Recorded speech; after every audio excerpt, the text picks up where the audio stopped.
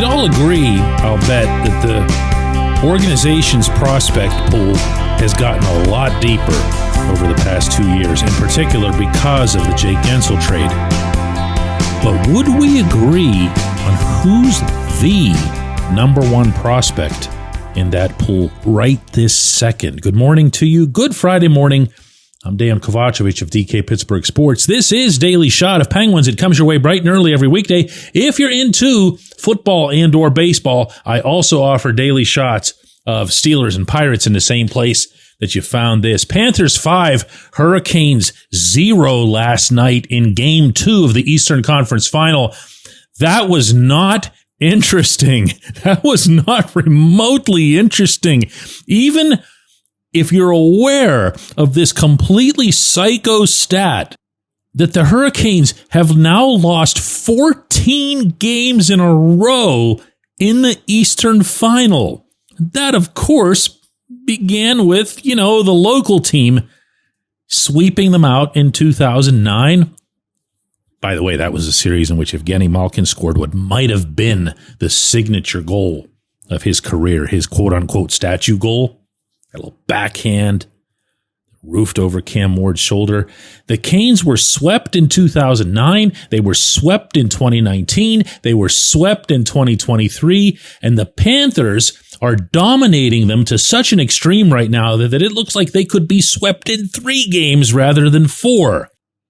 Crazy stuff happening in Raleigh right now. And they're just not even in this. But hey, got to be careful about how much you talk down on anybody if you're doing it from this perspective, because the Penguins aren't even participating in this tournament anymore. 3 years now. And for them to get back there, per the plan that's been put forth by Kyle Dubas and is now, I guess you could say that it's about 1/3 of the way through. He wanted to pile up prospects. He wanted to pile up guys who were in their younger 20s that might be able to stick, the Phil Tomasino types. And he wanted to pile up a whole bunch of draft picks. Well, check, and check. He's done all of that.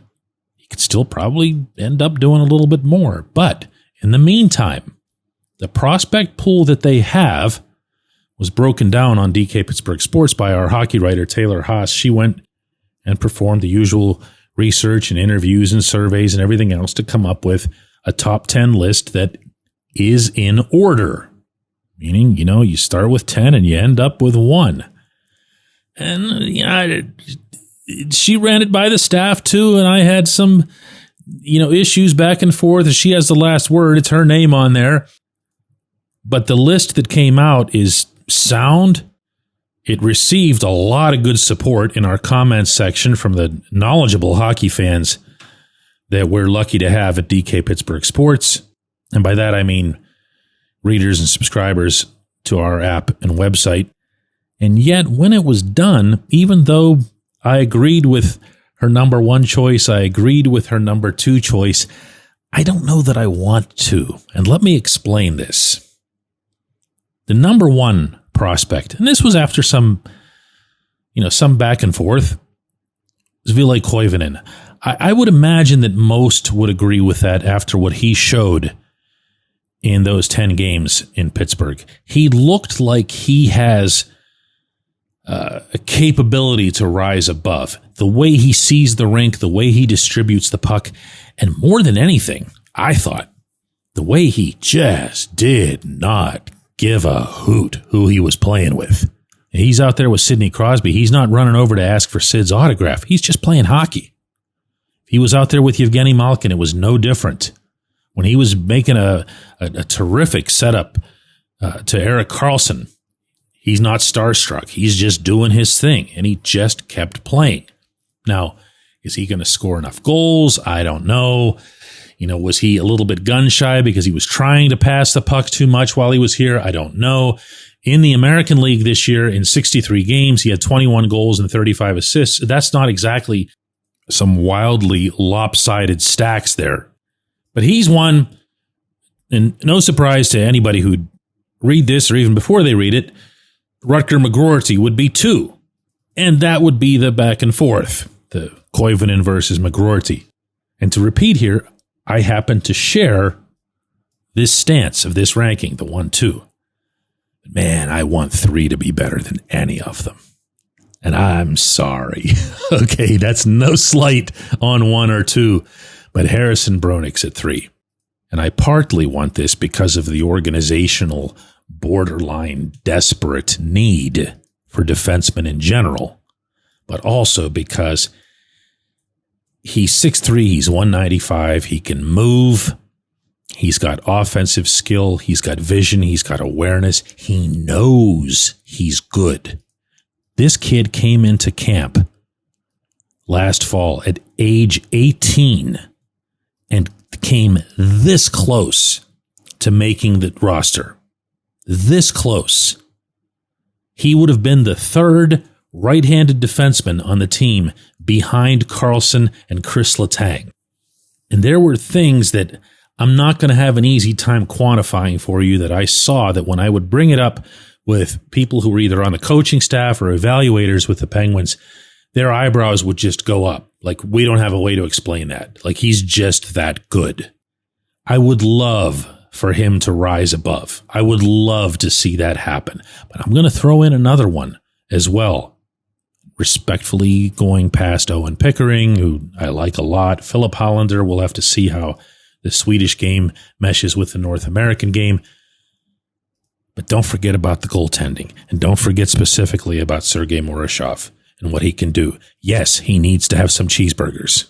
He needs to pour gravy all over his fries so he's not 6'2", 170 or whatever he actually is. That's not the official listing. It says 6'2", 187 on the team's organizational chart. No, he's a wisp, and they need to change that. That's also common, though, at that position. And for whatever reason, the Russian goaltenders, when they come over, are really, really, really skinny.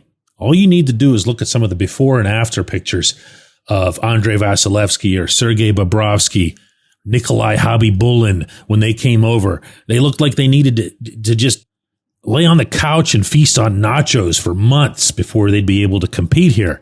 This kid has that special it. He has that something. And he certainly has the capability to rise up on this list. Oh, one other thing to remember. The Penguins have only about 100 picks the next 3 drafts, and I'm not even exaggerating, really. So this list, as you're seeing, hearing, or reading it now, won't have anything in common with the list even a few weeks from now. When we come back, J1Q. This episode is brought to you by Bet Online, your number one source for all your summer sports needs this season, from Major League Baseball, golf, NHL, NBA playoffs.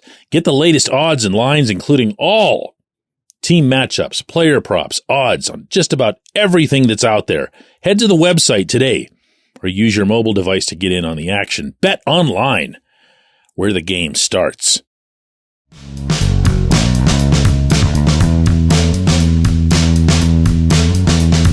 Today's J1Q comes from Chase Schneier, who says, DK, how can you explain how so many former Penguins flourish after leaving Pittsburgh? For example, take Mikael Granlund. In Pittsburgh, he did less than nothing. Now in Dallas, he's impressive.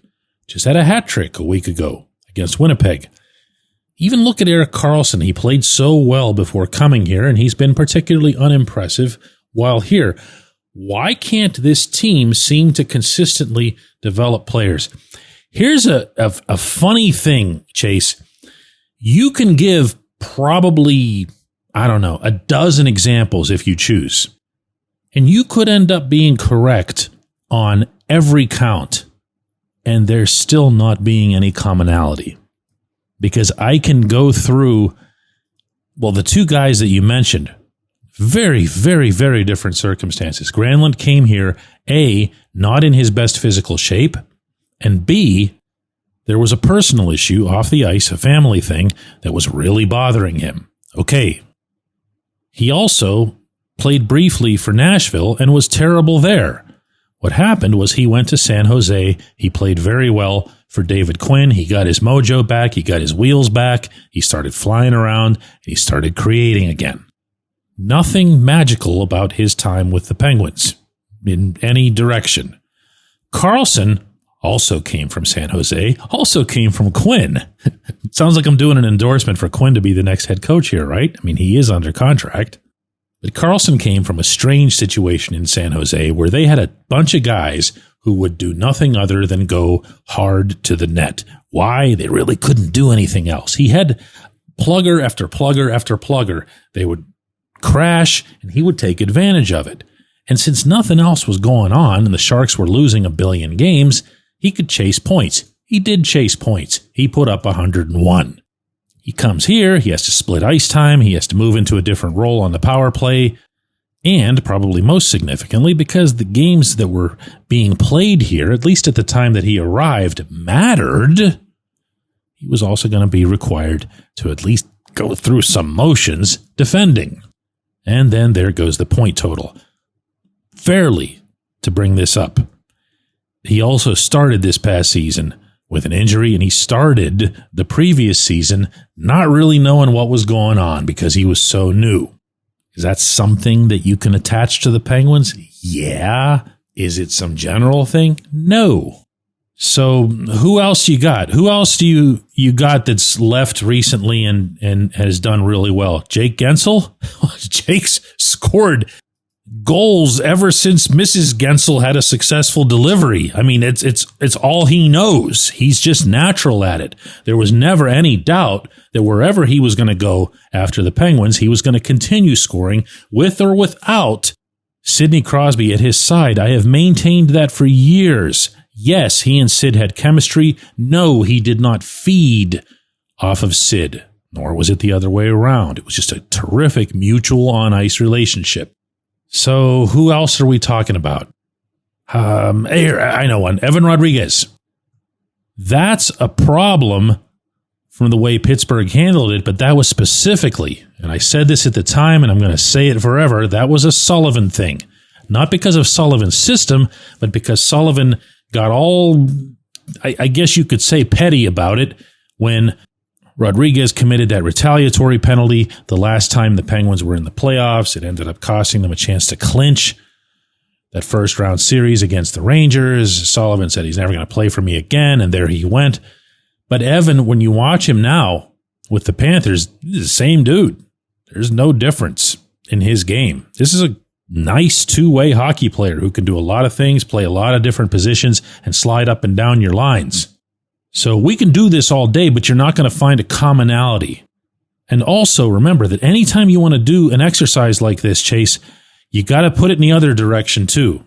Anthony Beauvillier's career was essentially left for dead. He showed up here, revived it, got the Penguins a nice trade return, went to Washington and played well for the Capitals up to and including in the playoffs. Phil Tomasino, another one. Predators just flat out gave up on him. Now, I don't know if he's going to become something or not. I think he has to add another dose or two of grit to his game.